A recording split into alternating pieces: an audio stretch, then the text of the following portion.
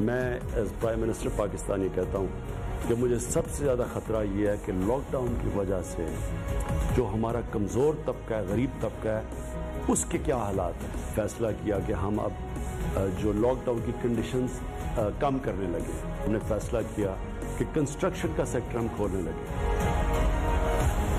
مساجد اور امام بارگاہوں میں قالین یا دریاں نہیں بچھائی جائیں گی۔ جو لوگ گھر سے اپنی جانماز لا کر اس پر نماز پڑھنا چاہیں وہ ایسا ضرور کریں۔ 50 سال سے زیادہ عمر کے لوگ، نابالغ بچے اور کھانسی، نزلہ، زکام وغیرہ کے مریض مساجد میں اور امام بارگاہوں میں نہیں آئے۔ بسم اللہ الرحمن الرحیم۔ آج کے پروگرام کے ساتھ میں ہوں نصر اللہ ملک۔ ناظرین، کرونا وائرس سے نمٹنے کے بعد جو سب سے بڑا چیلنج ہوگا وہ معیشت کی بحالی کا ہوگا، اور جو معاشی بحران پیدا ہوگا اس سے کیسے نپٹا جائے گا۔ کچھ رپورٹ سامنے آ رہی ہیں اور کچھ تجزیہ نگار کہہ رہے ہیں کہ پنجاب کو شدید مالی بحران کا سامنا کرنا پڑ سکتا ہے۔ اس کی بنیادی وجہ یہ ہے کہ وفاق سے ملنے والی جو رقوم ہے اس میں کمی واقع ہوگی۔ حکومت پنجاب نے جو ٹیکسز میں رعایت دی ہے اس کی وجہ سے ریونیو میں بھی کمی واقع ہوگی، اور اس کے ساتھ ساتھ جو ملک کے حالات ہوں گے جس کی وجہ سے ملکی معیشت کو ایک دھچکا لگے گا، اس کے اثرات پنجاب پر سب سے زیادہ پڑنے کے امکانات ہیں۔ اس لیے پنجاب نے تمام ترقیاتی منصوبے مؤخر کیے ہیں، ان کو اگلے سال کے بجٹ میں شامل کیا جائے گا، لیکن اس سال کا بجٹ کیسے بنے گا یہ بڑا اہم سوال ہے۔ کیا مزید ٹیکسز لگانے پڑیں گے؟ کیا اس معاشی بحران سے نکلنے کے لیے اگر حکومت پنجاب کو مدد وفاق کی طرف سے اس طرح نہیں ملتی جیسی توقع کی جا رہی ہے تو پھر پنجاب اپنا بجٹ اور اپنے معاشی بحران پر کیسے قابو پائے گا؟ اس کے ساتھ ساتھ ایک رپورٹ کے مطابق پنجاب میں 30 سے 40 لاکھ افراد کے بے روزگار ہونے کا اندیشہ ہے۔ اس کے علاوہ وہ لوگ بھی ہیں جو بیرون ملک سے پاکستان واپس لوٹیں گے، مڈل ایسٹ سے اور دیگر ممالک سے۔ ایک تعداد بیان کی جا رہی ہے کہ یہ 30 سے 35 ہزار افراد بھی ہو سکتے ہیں جو شاید اگلے چند دنوں میں پاکستان واپس لوٹیں اور بے روزگاری میں ایک بڑی تعداد میں اضافہ بھی ہو جائے۔ اب پنجاب کے لیے یہ بڑا چیلنج بھی ہے، جہاں پنجاب کی حکومت اس وقت کرونا سے نمٹ رہی ہے، اسی طریقے سے اس کرونا کے خاتمے کے بعد، اور اللہ کرے ہم اس میں کامیاب ہوتے ہیں، تو یہ معیشت جو ایک بڑا چیلنج بن کر ابھرے گی، اس سے پنجاب حکومت کیسے نپٹے گی، یہ بھی آج کے پروگرام کا موضوع ہوگا اور اس پہ بات کریں گے۔ اور ساتھ ساتھ پروگرام کے آخری سیگمنٹ میں بات کریں گے، رمضان مبارک کا آغاز ہونے والا ہے۔ علماء کی طرف سے کہا گیا کہ نماز تراویح بھی ہوں گی اور باقاعدگی کے ساتھ نماز جمعہ بھی پڑھا جائے گا، لیکن حکومت کی طرف سے یہ کہا گیا کہ اس کے لیے کچھ شرائط رکھی گئی ہیں کہ نماز تراویح کے لیے کون کون لوگ مسجد میں آ سکیں گے اور کہاں نماز تراویح ادا کی جائے گی۔ اس پہ علماء اور حکومت کے مابین ایک جو ڈیڈ لاک تھا اس میں کافی حد تک بہتری آئی ہے، اور کچھ چیزیں طے کر لی گئی ہیں جس کے نتیجے میں اب نماز تراویح ادا بھی کی جائے گی اور مساجد میں نماز جمعہ کے اعتماد بھی ہوں گے۔ آخر اس میں اتنی تاخیر کیوں کی گئی، اور جو شرائط کے ساتھ اب جو چیزیں طے کی گئی ہیں کیا ان پر بھی عمل درآمد ہو سکے گا، یہ بھی آپ نے پروگرام کے آخری سیگمنٹ میں اس کو زیر بحث لائیں گے۔ پروگرام کے آغاز میں میرے ساتھ موجود ہیں ڈاکٹر سلمان شاہ صاحب، مشیر خزانہ پنجاب حکومت کے، وفاقی وزیر خزانہ رہے ہیں، معیشت کے امور کو بخوبی سمجھتے ہیں۔ ڈاکٹر سلمان شاہ صاحب آپ کا بہت شکریہ۔ ان کے ساتھ تشریف رکھتے ہیں حیدر زمان قریشی صاحب، پاکستان پیپلز پارٹی کے سیکرٹری فنانس ہیں، اس کے ساتھ ساتھ معیشت کے حوالے سے بھی تجزیہ کار ہیں اور خاصی نگاہ رکھتے ہیں ملکی معیشت پر اور پنجاب کی معاشی صورتحال پر بھی۔ قریشی صاحب آپ کا بھی بہت شکریہ پروگرام میں جوائن کرنے کا۔ ڈاکٹر سلمان شاہ صاحب، کیا معاشی بحران ایک بڑا چیلنج بنے گا پنجاب حکومت کے لیے؟ بجٹ کی جو ہے وہ بنانا کیا واقعی بڑا مشکل اب مرحلہ ہوگا پنجاب حکومت کے لیے؟ کیونکہ اگر وفاق سے پیسے کم ملتے ہیں، پنجاب کا ریونیو کم ہوتا ہے، ٹیکسز میں جو چھوٹ دی گئی ہے حکومت پنجاب کی طرف سے، اس کے بعد پنجاب اپنا نظام چلائے گا کیسے؟ دیکھیں ملک صاحب، یہ تو ایک آبویس بات ہے کہ کرونا وائرس کی وجہ سے ایک ٹوٹل اکنامک پیراڈائم بدل چکا ہے۔ جو ٹریڈیشنل آپ کی فسکل پالیسی یا مانیٹری پالیسی یا کمرشل پالیسی یا جو بھی پالیسی جو آپ آئی ایم ایف پروگرام کے تحت چلا رہے تھے وہ اب ختم ہو چکی ہے۔ آئی ایم ایف نے بھی آپ کو کہا ہے اور پوری دنیا میں یہ کہا جا رہا ہے کہ سب سے بڑا چیلنج جو ہے ایک تو آپ کی جانیں بچانا ہے ساروں کی، اور ایک اس کو جو اس کی وجہ سے دوسری سائڈ پہ ایک پورا اکنامک میلٹ ڈاؤن ہے. یہ اکنامک میلٹ ڈاؤن ہے. اگر آپ کی تمام مارکیٹس بند ہو جاتی ہیں, لاک ڈاؤن ہو جاتی ہیں, تمام فیکٹریاں بند ہو جاتی ہیں, تمام بازار بند ہو جاتے ہیں, تو ظاہر ہے کہ وہ پورا ایک جو circular flow of goods and services in the economy وہ بھی ختم ہو جاتا ہے, اور پیسے کا جو سرکولر فلو ہے وہ بھی ختم ہو جاتا ہے. اب اگر آپ پورے سال کا جی ڈی پی لے لیں, لیٹ سے وہ $300 ارب کا ہے, تو تقریباً ایک مہینے کا جو جی ڈی پی ہوگا وہ تقریباً 8% کے قریب ہے, یعنی کہ کوئی 30 سے 28 ارب ڈالر کا آپ کا ایک مہینے میں جی ڈی پی بنتا ہے. اور اگر آپ لاک ڈاؤن میں جب جاتے ہیں تو یہ ہر مہینے میرا خیال ہے کم از کم آدھا جو ہے مہینے کا جی ڈی پی وہ ختم ہو جاتا ہے. تو یعنی کہ تقریباً آپ یہ سمجھ لیں کہ ہر مہینے آپ کو 10 سے 12 ارب ڈالر کا نقصان ہو رہا ہے, اور اگر یہ 2 مہینے لاک ڈاؤن چلتا ہے تو وہ 20 سے 25 ارب ڈالر کی آپ بات کر رہے ہیں. ٹھیک ہے. تو آپ دنیا میں اگر آپ دیکھیں تو یہ نقصان جی ڈی پی کا جب ہوتا ہے تو اس کا مطلب کیا ہے؟ اس کا مطلب یہ ہے کہ لوگوں کی جو آمدن ہے وہ شرنک ہو رہی ہے تقریباً اس اماؤنٹ کے ساتھ, جس میں ان کے پروفٹس بھی ہیں, ان کے رینٹل انکم بھی ہے, انٹرسٹ انکم بھی ہے. جب یہ ساری چیز کم ہوتی ہے تو ان کی پھر کنزمپشن بھی کم ہوتی ہے. ٹھیک ہے. اور کنزمپشن اگر کم ہوتی ہے تو پھر جی ڈی پی فلو ہے وہ بھی اور کم ہو جاتا ہے. دوسری طرف جب آمدن کم ہوتی ہے تو پھر انویسٹمنٹ بھی کم ہو جاتی ہے, اور اگر انویسٹمنٹ کم ہوگی تو پھر اکنامک گروتھ بھی کم ہوگی, اور یہ ایک ایسا سرکل ہے کہ یہ ڈاؤن ورڈ اسپائرل میں آپ پھنس جاتے ہیں. اس لیے آپ دیکھ رہے ہیں کہ پوری دنیا میں جو آ رہے ہیں اس وقت پیکیجز, وہ کسی فسکل پالیسی یا مانیٹری پالیسی کے تحت نہیں آ رہے. وہ آ رہے ہیں کہ اکانومی میں اتنی ڈیمانڈ کریٹ کی جائے, اتنی انکم کریٹ کی جائے تاکہ اکانومی کا پہیہ چلتا رہے. تو جو یہ ٹریڈیشنل فارم ہے کہ ٹیکس کتنا کلیکٹ ہوگا اور کیسے ہوگا, وہ اس وقت ہمارا ایشو نہیں ہے. وہ ایشو آپ کا اس وقت آئے گا جب اکانومی بحال ہوگی. اس وقت تو آپ کو پتہ ہے کہ آپ ٹیکس کی چھوٹ دے رہے ہیں, بلکہ آپ ایک قسم کا سبسڈیز دے رہے ہیں.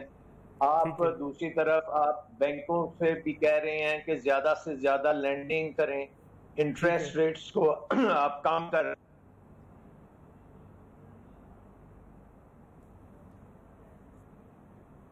آپ اپنے ورکر کو ابھی رکھی رکھیں, اور 3-4% پہ اسٹیٹ بینک کہہ رہا ہے کہ ہم آپ کو لون دیتے ہیں, آپ تنخواہیں دیتے رہیں.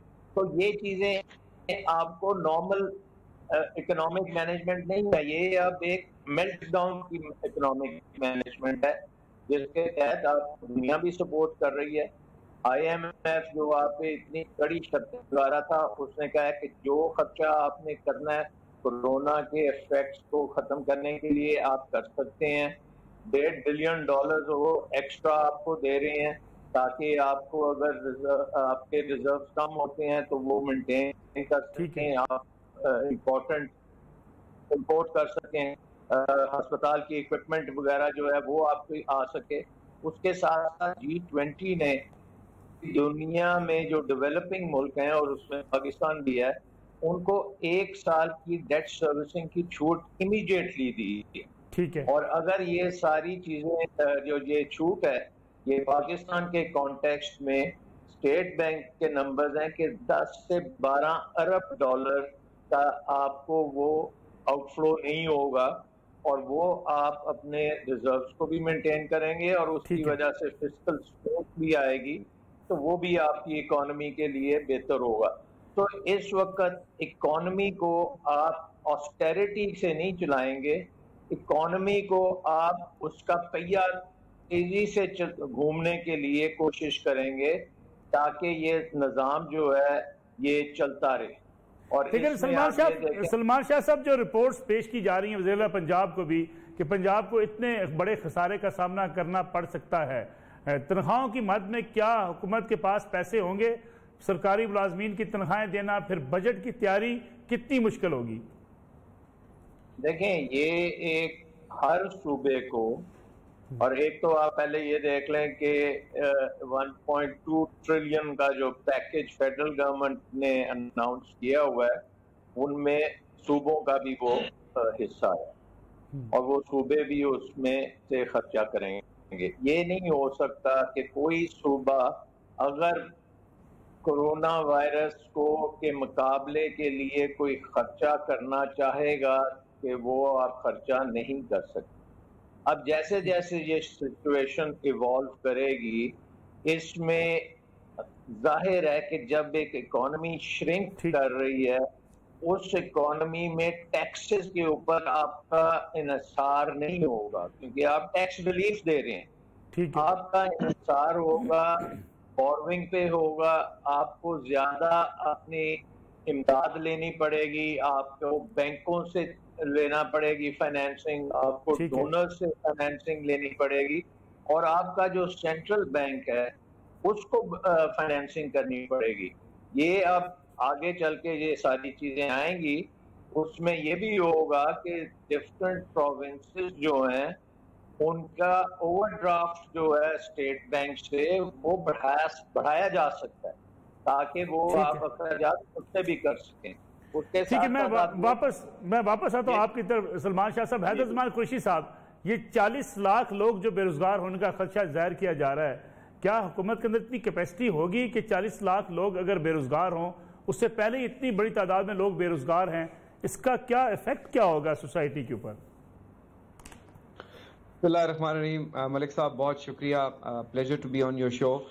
دیکھیے، ڈاکٹر سلمان شاہ صاحب نے کچھ باتیں جو کی ہیں وہ حقائق پر ہیں اور آج کی کانٹیکسٹ میں کسی حد تک ریلیونٹ بھی ہیں۔ ملک صاحب، میں آج کی سینیریو پر جانے سے پہلے آپ کے ناظرین کے لیے وہ منظر کشی تو کر دوں نا، جو پچھلے کرونا پہ تو لاک ڈاؤن تو 23 مارچ سے شروع ہوا ہے نا، اس سے پہلے تو ہم بحث مباحثے میں تھے کہ کرفیو کیا ہوتا ہے، لاک ڈاؤن کیا ہوتا ہے، ایک سندھ کچھ کہہ رہا تھا، وفاق کہہ رہا تھا ضرورت ہی نہیں ہے۔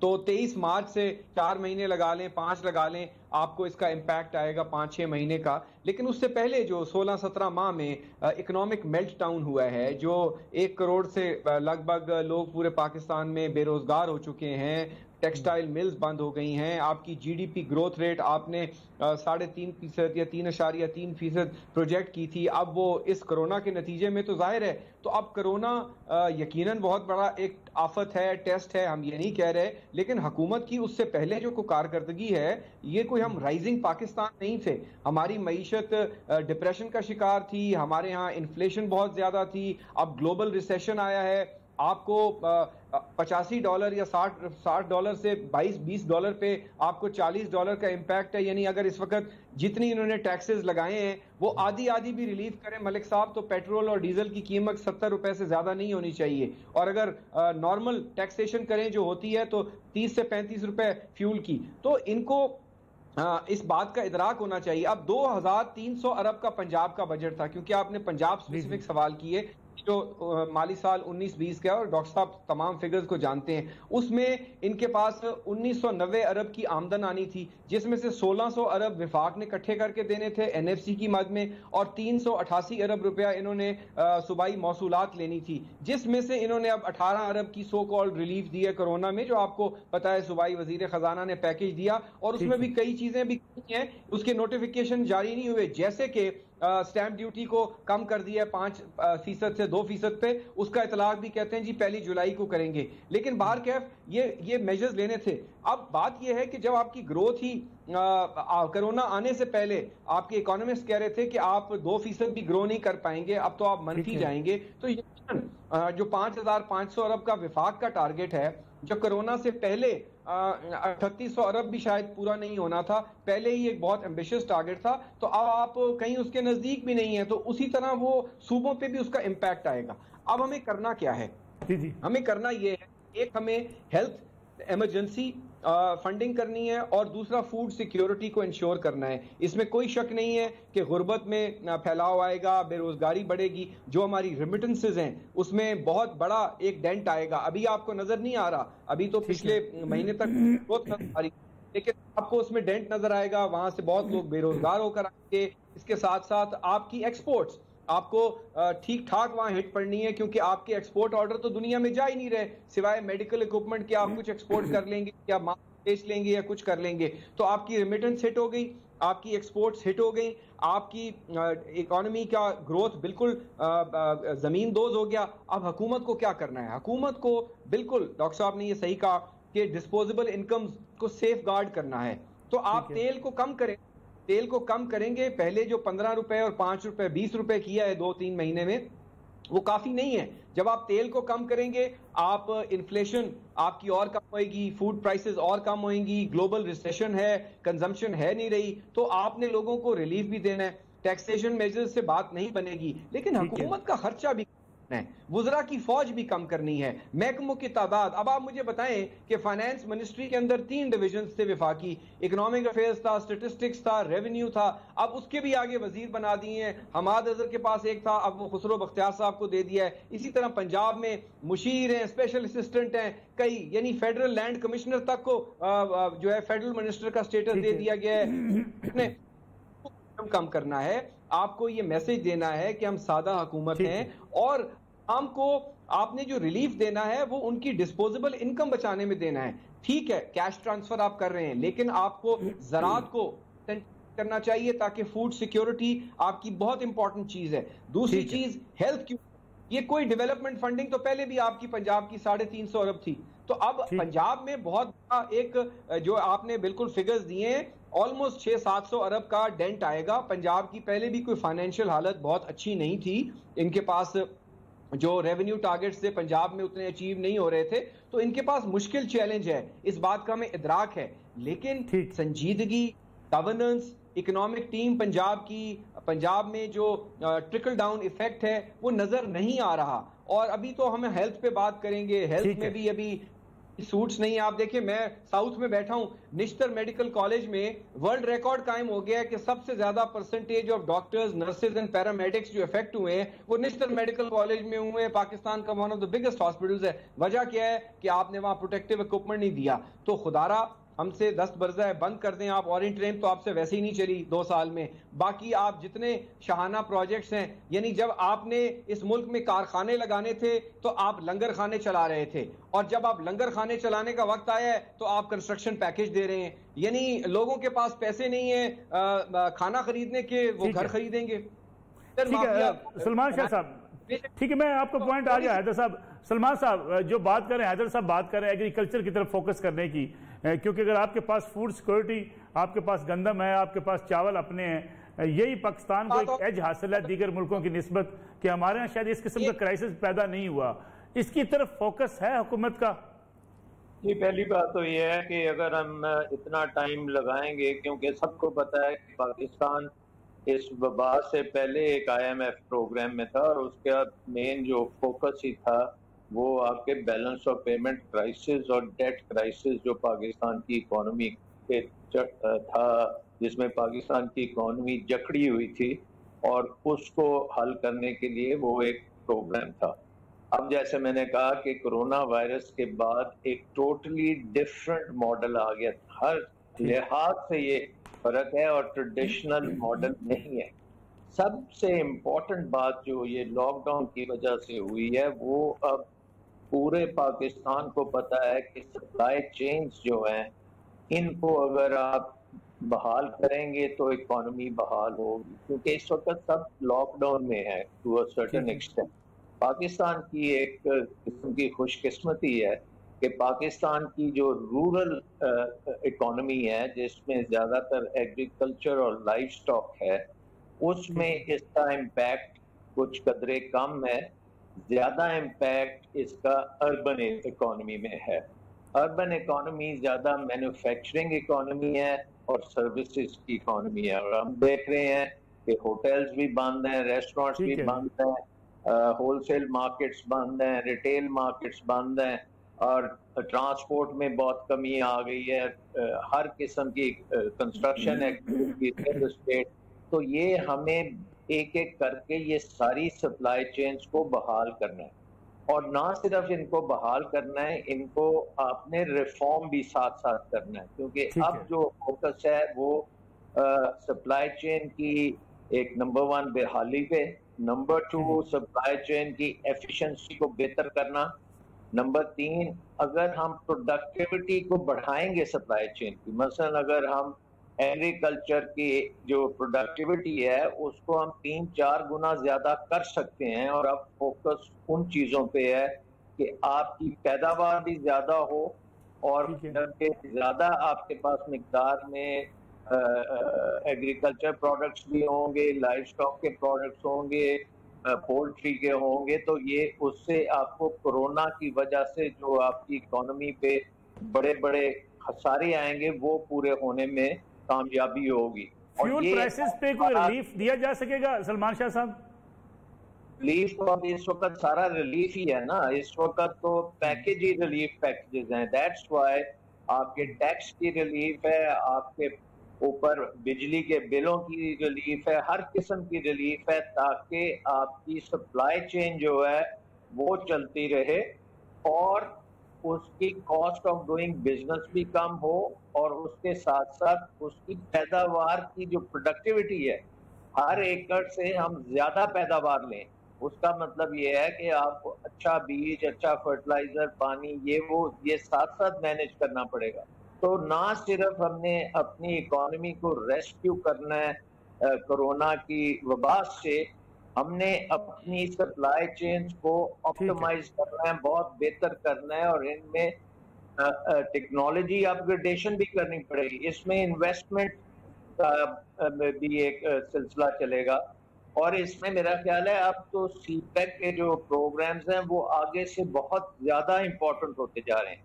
یہ ہمیں نہیں بھولنا چاہیے کہ یہ کورونا کا امپیکٹ اگلے 1-2-3 ہو سکتا ہے 4-5 سال چلے, اور اب آپ کو وہ جو پرانی اکانومی, انفیشینٹ اکانومی تھی, جس میں سرکولر ڈیٹس اتنے زیادہ تھے, جس میں دنیا کی سب سے مہنگی بجلی تھی, جس میں ہر چیز میں ہماری پروڈکٹیوٹی سب سے کم تھی, ہماری گندم سب سے مہنگی تھی, ہماری چینی سب سے مہنگی تھی, ہر چیز ہماری جو ہے وہ کاسٹ آف ڈوئنگ بزنس مہنگا تھا. سلمان شاہ صاحب, ہم سمجھے کہ جو بجٹ ہوگا اس میں مزید ٹیکسز نہیں لگیں گے, ٹیکس ریلیف جاری رہے گا. یہ بجٹ جو ہوگا یہ آپ کی اکانومی کو اپنے پاؤں پہ کھڑا کرنے کے لیے بجٹ ہوگا, یہ اکانومی کے پہیے کو تیز کرنے کے لیے ہوگا, ریفارم کے لیے ہوگا, کیونکہ اب اس کا فوکس جو ہے وہ ڈیٹ جو تھا اس کا ڈیٹ کرائسس اور بیلنس آف پیمنٹ کرائسس کا نہیں تھا. پاکستان کی اکانومی اس وقت 90% جو ہے وہ ڈومیسٹک اکانومی ہے, اور اگر ہم ڈومیسٹک اکانومی کو ہی فعال رکھیں اور وہ چلتی جائے تو بڑی حد تک ہمارا جو ان امپلائمنٹ کا خدشہ ہے وہ کم ہوگا, اور اسی میں سے اپرچونٹیز بھی نکلیں گی کہ جیسے جیسے دنیا میں ٹریڈ ریوائیو ہوں گی تو پاکستان کو اپرچونٹیز بھی اس میں سے نکلیں گی. حیدر زمان قریشی صاحب, اگر یہ ٹیکسز نہیں لگتے نئے بجٹ میں, حکومت کی طرف سے ریلیف جاری رہتا ہے, تو خطے غربت سے جو نیچے لوگ جا رہے ہیں انہیں ریلیف تو پھر ملے گا, ٹیکسز میں اضافہ نہ ہونا, پیکیجز حکومت کی طرف سے ملنا, ریلیف پیکیج جو دیے جا رہے ہیں. ملک صاحب مجھے تھوڑا موقع دیں, ظاہر ہے میں تھوڑا آپ سے دور بیٹھا ہوں. دیکھیے میں آپ کو موٹے 4-5 پوائنٹ بتا دیتا ہوں. قوم آپ کی بھی پتہ ہے سادہ ہیں, دیہاتوں میں خاص طور پہ لوگ ہیں.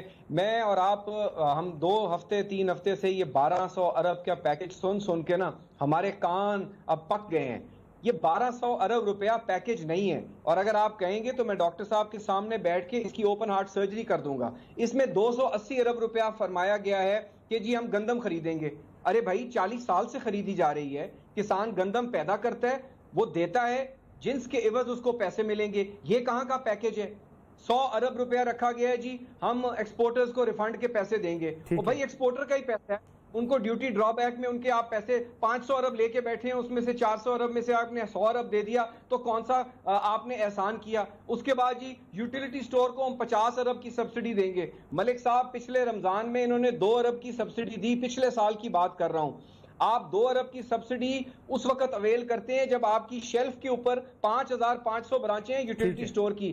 50 ارب کا اگر مال پڑا ہو نا ان کی شیلف پہ, تو آپ 2 ارب کی سبسڈی دے سکتے ہیں 18 یا 15 اسینشل آئٹمز پہ. ان کے پاس تو سٹاک ہی نہیں ہے 50 ارب کا جو آپ 2 ارب کی سبسڈی دیں, آپ کہتے ہیں ہم 50 ارب کی سبسڈی دیں گے. یعنی افسانے ہیں, اور بیچ کے کہ پاکستان کی تاریخ کا سب سے بڑا پیکج, یہ بھی غلط ہے. وطن کارڈ سب سے بڑا پیکج تھا, 25,000 روپیہ فی کس دیا گیا تھا 2010 میں لاب آئے, اور یہ ڈاکیومنٹڈ ہے, لیکن ہم اس پہ نہیں آتے. دوسری بات یہ بھی غلط بیانی کی جا رہی ہے کہ جی جو G20 ہے اس سے ہمیں جو ریلیف مل رہا ہے وہ 12 سے 15 ارب ڈالر کا ہے. پہلی بات یہ ہے کہ G20 میں مئی سے دسمبر تک کی انہوں نے جو ہے ری شیڈیولنگ کی ہے, اور دسمبر میں وہ ریویو کریں گے کہ اگر کرونا کے ہوئے تو آپ اگلے سال جون میں جائیں گے. پاکستان کا جو بوروئنگ ہے اس میں کوئی 12 ارب روپے کی ہے, کیونکہ اس میں صرف بائی لیٹرل ڈیٹ ہے, ملٹی لیٹرل نہیں ہے. اور بائی لیٹرل چائنا کا ہے, سعودی عربیہ کا ہے, اس طریقے کا ہے. اس بائی لیٹرل ڈیٹ کی ری شیڈیولنگ میں ہمیں کوئی 1 سے 1.5 ارب ڈالر کا ریلیف مل سکتا ہے اگلے 1 سال میں. یہ 12 ارب ڈالر کا ریلیف نہیں ہے. اور 1 ارب 400 ملین ڈالر جو آئی ایم ایف نے دیے ہیں, یہ آئی ایم ایف پروگرام 6 ارب ڈالر کا تھا, وہ اب رک گیا ہے.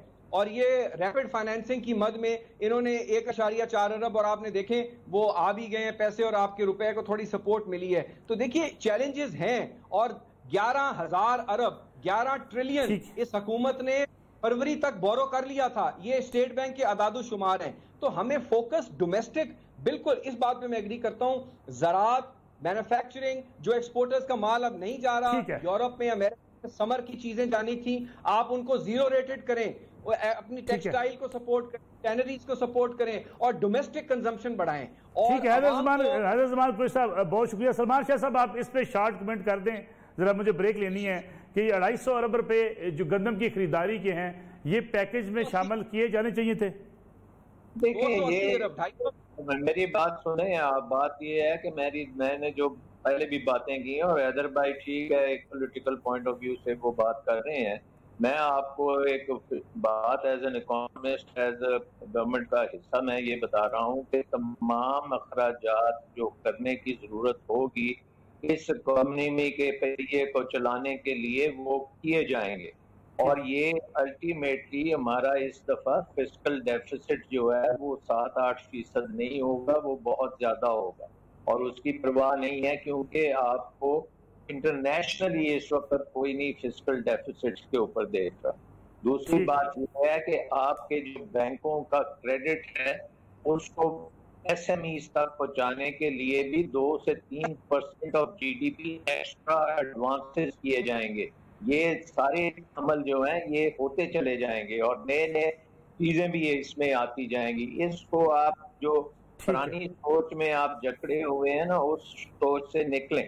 تو اس وقت یہ ایک وار اکانومی آپ سمجھیں, وار جب جنگ ہوتی ہے تو اس میں کوئی فسکل ڈیفیسٹ نہیں ہوتا.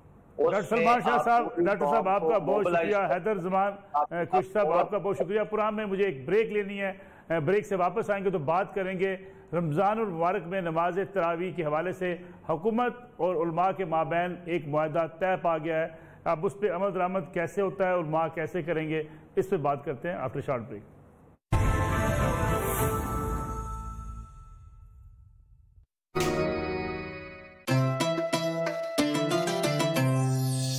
اس رمضان کینولز کی خریداری پرام ایک بار پھر خوش آمدید. بات ہوگی حکومت اور علماء کے مابین ہونے والے معاہدے کی, اور ہمارے ساتھ موجود ہیں حافظ طاہر محمود اشرفی صاحب, سربراہ ہیں پاکستان علماء کونسل کے. حافظ صاحب بہت بہت شکریہ آپ کا پرام میں وقت دینے کا. کہا جا رہا ہے کہ سعودی عرب میں بھی اس بار نماز تراویح ادا نہیں کی جائیں گی بعض جماعت. پاکستان کے علماء بضد تھے کہ ہونی چاہیے. کچھ جو میکنزم اب اختیار کیا گیا کہ کس طریقے سے نماز تراویح ہوں گی, اس پہ عمل درآمد ہو سکے گا؟ بسم اللہ الرحمن الرحیم. نحمدہ ونصلی ونسلم علی رسولہ الکریم. میں گزارش کروں گا کہ یہ جو جملہ ہے کہ پاکستان میں علماء بضد تھے کہ نماز تراویح ہونی چاہیے، یہ میرا خیال ہے کہ صحیح نہیں ہے۔ تراویح کا ایشو جو ہے وہ تو آیا ہی نہیں ہے۔ مساجد دو چیزیں بڑی کنفیوز کر رہی ہیں قوم کو۔ پہلی بات میں آپ سے عرض کروں کہ کوئی مسجدوں پہ لاک ڈاؤن نہیں تھا، مسجدوں میں اذان بھی ہو رہی تھی، 4-5 افراد یا 10 افراد نماز بھی پڑھ رہے تھے۔ طے یہ تھا کہ رمضان سے پہلے حکومت اور علماء بیٹھیں گے اور تراویح ہے، اعتکاف ہے، رمضان کے اجتماعات ہیں، ان کے بارے میں فیصلہ ہو جائے گا۔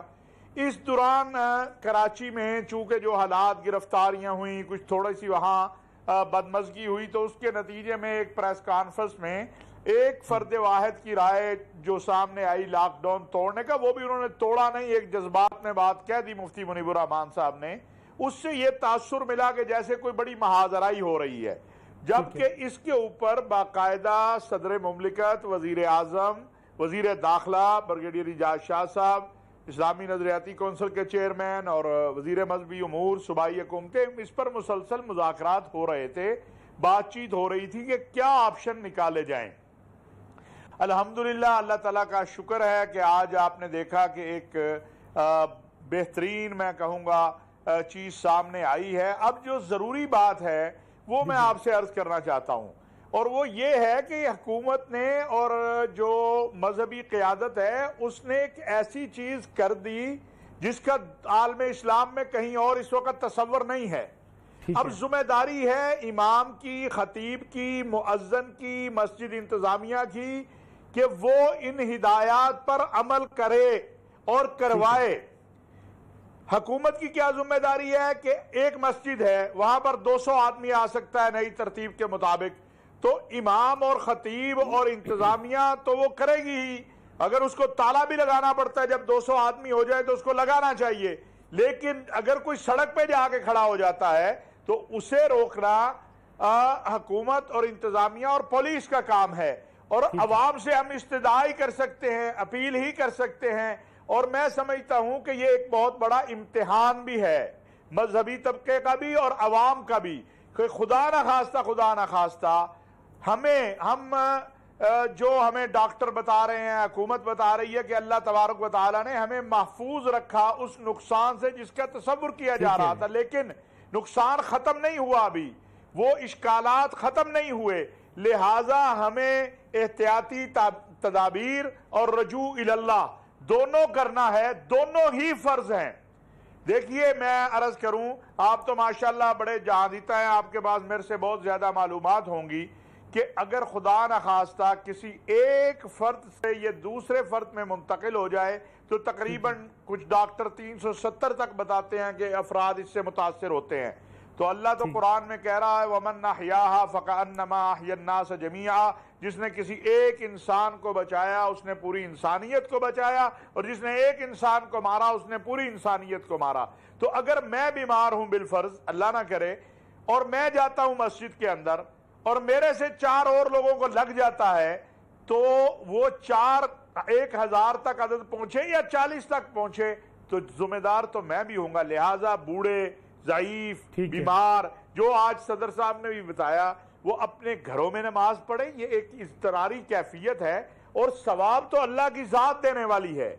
دیکھیے مسجدوں کو آباد رکھنا وہ ہم نے ایک کوشش تھی جو ہم نے کی، اس کا میں حکومت کا بھی مشکور ہوں، وزیر اعظم کا، صدر صاحب کا، وزیر داخلہ کا، اور مولانا مفتی تقی عثمانی، ڈاکٹر راغب نعیمی، ان حضرات، قاری حنیف جلندری صاحب، یہ سارے لوگ، ہمیں یہ کوئی آسان کام نہیں ہے ملک صاحب جو ہوا ہے، یہ بڑا مشکل مرحلہ ہے۔ اب علماء نے، ائمہ نے، خطباء نے اور مساجد کی انتظامیہ نے اگر ذمہ داری کا مظاہرہ نہ کیا خدا نہ خواستہ تو ہم بڑے نقصان سے دوچار ہو سکتے ہیں۔ میں آپ سب آپ کی طرف واپس آتا ہوں۔ مفتی خلیل الرحمان صاحب اتحاد بین المسلمین کے رہنما ہیں، وہ بھی ہمارے ساتھ موجود ہیں۔ مفتی خلیل الرحمان صاحب یہ بتائیے گا کہ جو بھی حافظ طاہر محمود اشفی صاحب بات کر رہے ہیں، معاہدہ طے پا گیا، اس کے نکات طے پا گئے، اب علماء کی ذمہ داری بھی ہے کہ ان نکات کے اوپر عمل درآمد کرایا جائے۔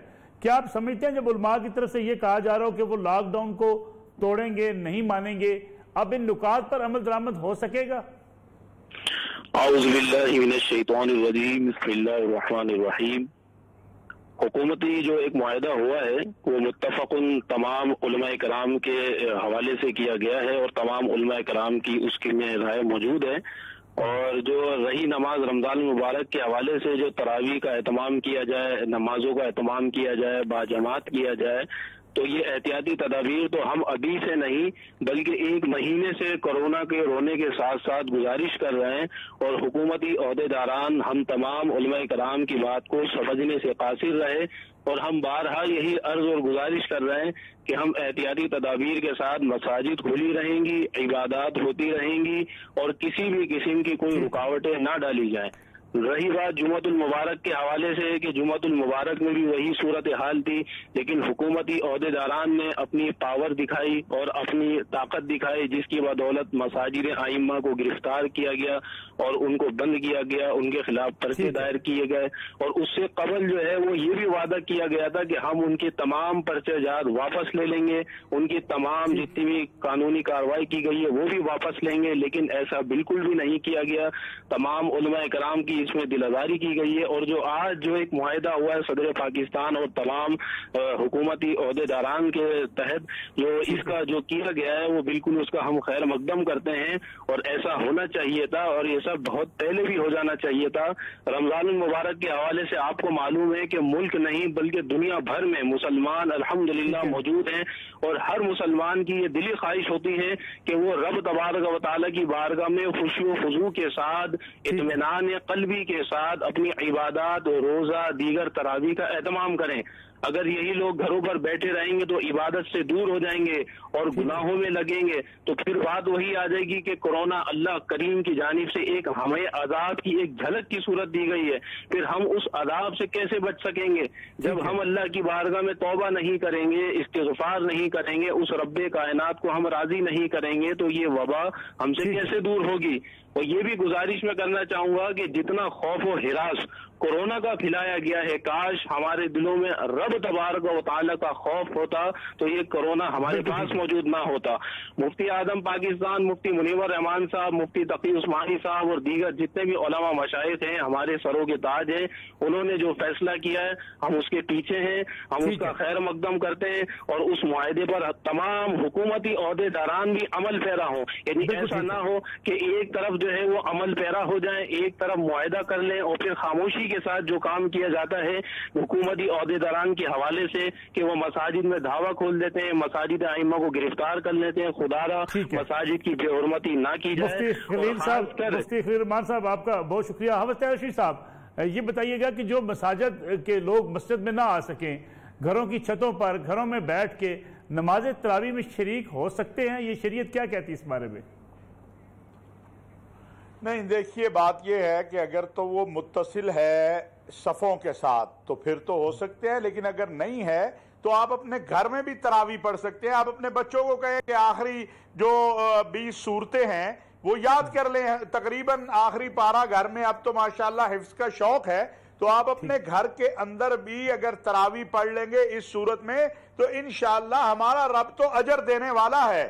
دیکھیے میں ملک صاحب عرض کروں گا کہ کیوں ہم نے یہ سوچ لیا ہے کہ ہم نے خود بھی تنگ ہونا ہے، لوگوں کو بھی تنگ کرنا ہے، پریشان بھی ہونا ہے؟ نہیں، ہمارا رب اجر دینے والا ہے، اور آپ اپنے گھر میں اگر اس نیت سے بیٹھ جائیں کہ نہ مجھے ضرر پہنچے نہ کسی اور کو ضرر پہنچے، اور یہ بھی جذبہ آپ پیدا کر لیں کہ یار مسجد میں دوسرے کے لیے جگہ خالی کر دوں، تو اس کا اجر بھی تو آپ کو ملے گا اور نماز کا اجر بھی آپ کو ملے گا۔ تو لہٰذا ایک بات یاد رکھیے کہ کوشش یہ کیجئے، بلکہ یہ صورت بن سکتی ہے کہ ایک محلے میں ایک گھر والے طے کر لیں گے میں نے ظہر پڑھنی ہے، دوسرے طے کر لیں میں نے عصر پڑھنی ہے۔ اگر مسجد کا وہ ہے، ایسی ترتیب بنائیں کہ ہم رمضان کے آخر میں یہ کہیں کہ دیکھیں جو فیصلہ علماء نے کیا اور حکومت نے کیا، الحمدللہ اس کے نتیجے میں کوئی ملک میں اضطراب بھی پیدا نہیں ہوا اور کرونا بھی چلا گیا۔ اور اپنے رب سے لو لگانے کی، ملک صاحب میں عرض کروں گا، اس خالق و مالک سے لو لگانے کی ضرورت ہے،